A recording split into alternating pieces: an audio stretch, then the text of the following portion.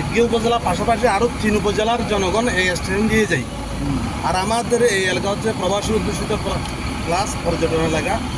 ঢাকাগামী কোনো ট্রেন আমাদের এখানে কি হয় না, দাঁড়ায় না। এইখানের ব্যাপার হচ্ছে যে আসলে আন্তনগর ট্রেনগুলি ইচ্ছা করলেই, যেমন ঢাকা কক্সবাজার যেতে দেখা যায় যে ঢাকা থেকে এয়ারপোর্ট এখানে আসে, এয়ারপোর্ট থেকে চিটাং আসে, চিটাং থেকে মানে ইচ্ছা করলে ওইসব আন্তনগর ট্রেন আমরা দাঁড়া করাইতে পারি না, তাতে ওটার মানে যে স্ট্যাটাস নষ্ট হয়ে যায় বা মানুষ বিরক্ত হবে। কিন্তু অন্য যে ট্রেনগুলি আছে সেগুলির ব্যাপারে আপনাদের মাননীয় সংসদ সদস্য বলেছেন, ওনার আরও অনেক দাবি আছে, বাট আমরা ওইটা পর্যায়ক্রমে ঢাকা এয়ারপোর্ট যেতে পারবো তো সেই ব্যবস্থা সেইটা করা উচিত। ঠিক আছে।